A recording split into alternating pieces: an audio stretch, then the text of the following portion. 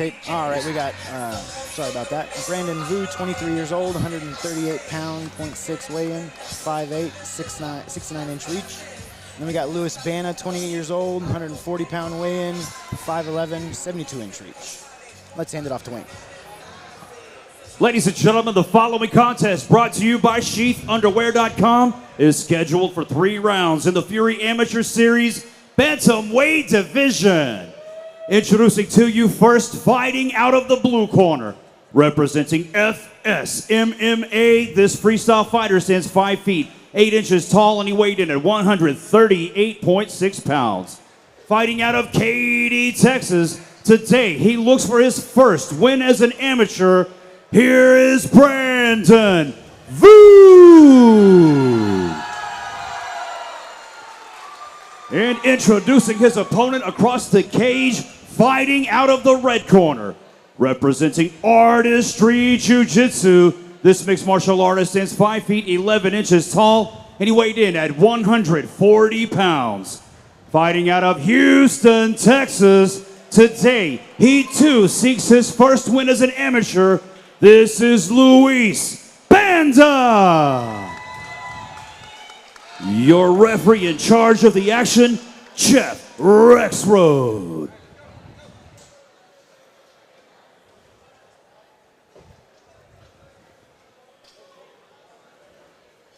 All right, here we go. Striker versus striker.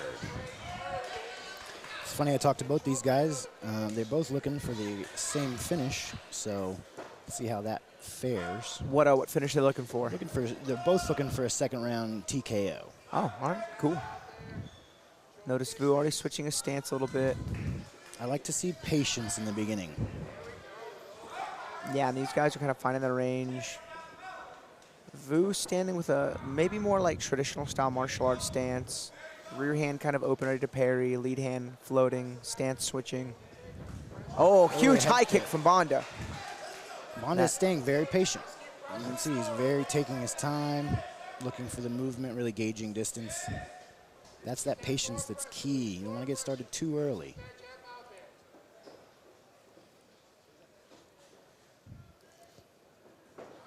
It's that one thing about that karate style is that it is very open with your hands. Yeah, you got to use good movement. Always circling, kind of bouncing in and out. With karate, you don't want to get caught in that point sparring style, though. You got to make those shots count. Did he go for a sweep kick, Mortal Kombat style? I think he went for a side kick to a sweep kick. Cool. I mean, I'll be honest, he get taken down right after, but the thoughts were there. And I'll tell you, I know Banda prefers striking, but he comes from a strong grappling school in artistry. I mean, I've trained with Philippe. He is absolutely no joke on the ground. Yeah, he's been training for 10 years, so he's a blue belt, but that could be one of those sandbagging blue belts. Oh, man, yeah. Or maybe like really never focused on a hard jiu-jitsu, you know, maybe even in the gi style.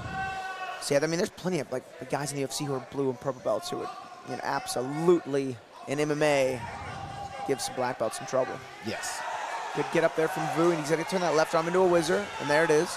He's trying to pummel that right arm under, and there it is. He's got to unravel his leg and then look to lift and turn. It looks like Banda wants to just keep that pressure on the cage, maybe look for a trip. Again, the cage grinding is such an entertaining way for myself to view fighting. Sometimes the fans don't quite know what's going on the inside, but there's a lot of work right here. I mean, if you look at that Islam Makhachev fight against Dustin Poirier, that's what Islam had to do to get Poirier down. Aside from that one bizarre, awesome ankle sweep. Yeah, that was a fancy move. I mean, that's why he's best in the world. Props to Poirier, he's our boy. Fought like a G.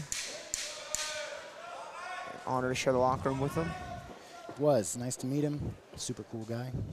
I was kind of hoping he'd jump the ghillie, but that's okay. Nice, yeah, good round. I mean, I think Banda's head kick drop and takedown wins him the first round pretty comfortably. And like that, I think that's a round where you're like, hey, you know, we won that round.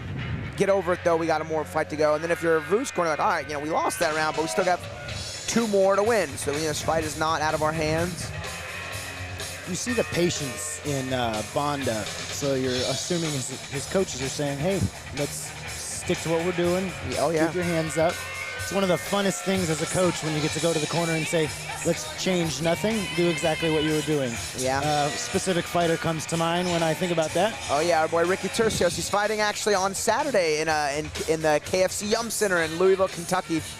But, yeah, I've had many times where he sits on the corner. He's like, all right, coach, what's up? I'm like, nothing. You won. Do the same exact thing. Just breathe. Grab some water. As the fighter, when you hear your coach say that, Best case scenario. Best case scenario.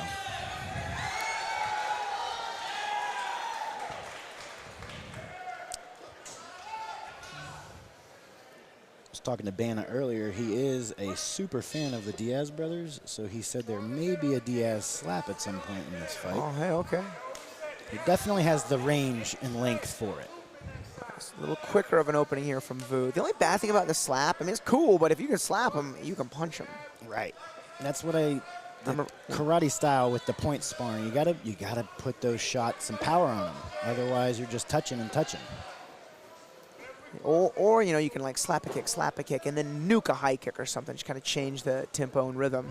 Like right there, like almost use that right lead kick to throw that left hand as he switches his stance. I'll tell you, one time Tim Means fought Nico Price, and Tim Means was tagging him up and then started to slap him a little bit, but then got caught with a wayward punch and lost. You know, and it's like if he had turned one of those slaps into a punch, could it have been a different, you know, outcome. Right. But at the same time, you see Michel Pereira fought that really rude Russian guy and slapped him a couple times and then knocked him out. Yeah.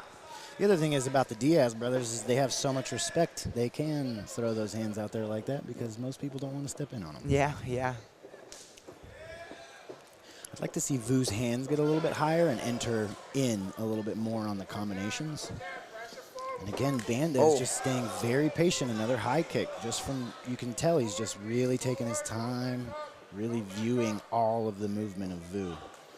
Very, very patient again. Yeah, I think that patience is the experience of Banda. I mean, this is his fourth fight. I mean, and I know at least one of them went to a split decision. And what that means is, you know, one of the judges thought he won the fight. Yeah. So despite his record, you know, not being perfect, he's got some really good cage time. See, that was much better there from Vu. Combinations, trailed with the punch. Does look like Banda is looking to put a little more heat on the entries. And like I said, both of these boys wanted to get that second round TKO, so maybe they're going to try to put a little something together in this next minute. I like the outside leg slaps if they just had a solid follow-up after. Point-wise, he's definitely putting something on the board. But again, Banda is just using his length, using his range, finding his way in. Yeah, kind of sliding right out. He's got the center of the ring almost this entire time. Oh, man, he is looking for those high kicks. Yes, he is. He throws them quick, too. The release point on him is really strong, really, really sharp. That was a good body kick there from Banda. That was probably the best punch so far from Vu, was that right hook from the southpaw stance. Oh, high kick of his own. If Vu could just maybe get a little more poised in what he's looking for, I feel like he could land. A hook kick there from Banda. He says, "Oh, I'll show you karate." All right, we're going to round 3. That was a close round. Unofficially, Jake, who do you give that one to? I'm going to go ahead and give it to Banda again. The ring control, and I feel like he just landed the better shots. Again, the point sparring karate style, those slapping shots, a lot of them landed on the inside leg and outside leg, but there was no follow-up.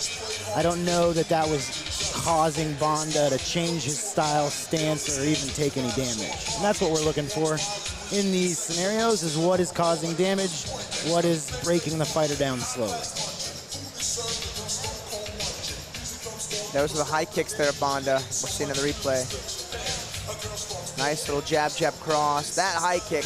I mean, Vu zigged right when he needed to. Yep. Again, there's no quit in Vu, though. He's not out. He's not running. He's using his movement. He's trying to find angles. We just need a good follow-through on his style.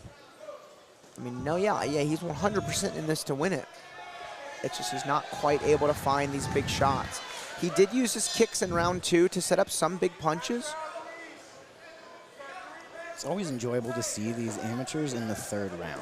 I know that when I would go in the 3rd round, I would always want the 3rd round because I know that they would be more tired than me. Oh, Yeah. it looks like we got a little bit of low blow. Uppercut to the cup, right off the clinch exchange.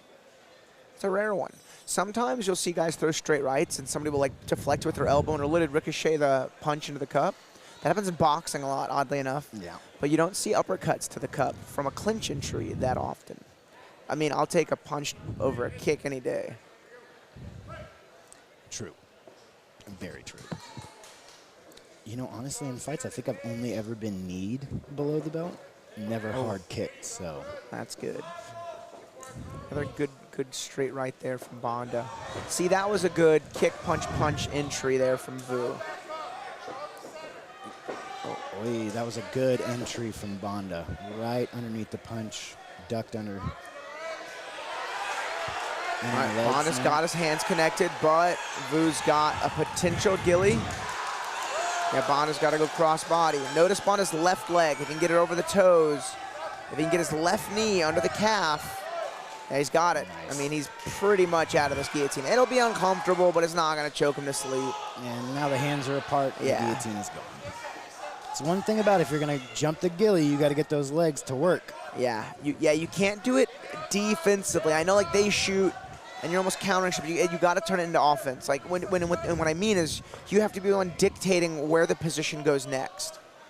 Why Banda is now enjoying dominant top side control is because he dictated where the position went during that guillotine attempt.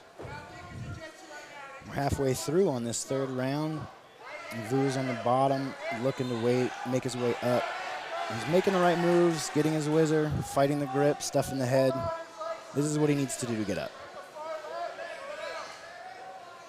It's a game that you can't stop until you are all the way up. And then once you start, if you got to do a redo, you're just zapping your own energy. Yeah, and Banda actually did a good job making his way back topside. I'm sorry, Vu. But Banda gets him right back down. It's that double leg scoop off the cage, one of my favorites. Those are borderline back of the head, but no harm, no foul. This is one of those scenarios where accepting the bottom could be detrimental to trying to find your way to the victory.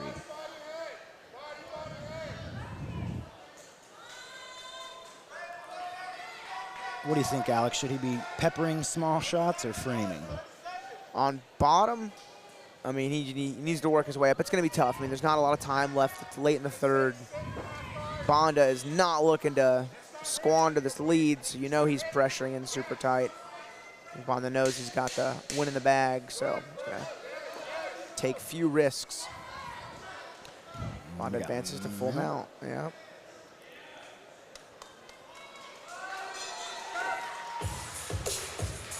All right, this fight comes to a close. I think we're going to see a 30-27 Banda. I think maybe at worst a 29-28 if one of the judges maybe gives Vu round 2, but that was a very poised and technical performance there from Banda. And great experience for Vu. Yeah, that's one thing about amateur fights, guys. Get your experience. Learn your style, figure out what works, get rid of what doesn't. So taking a loss as an amateur, I've seen guys have a record of 5 wins and 12 losses as an amateur. They go pro, and then they do phenomenally well for the first 5-6 fights because they know what not to do. Yeah. Experience shows through always.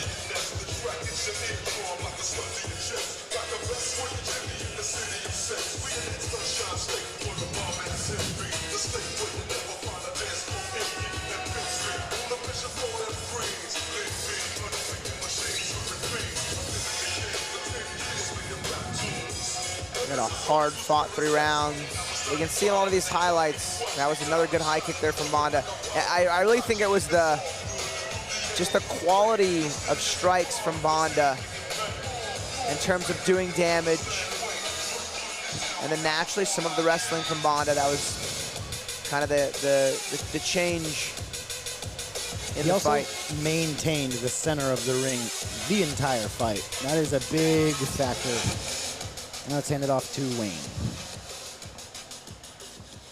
Ladies and gentlemen, after 3 rounds of combat, we go to the judges' scorecards for your decision.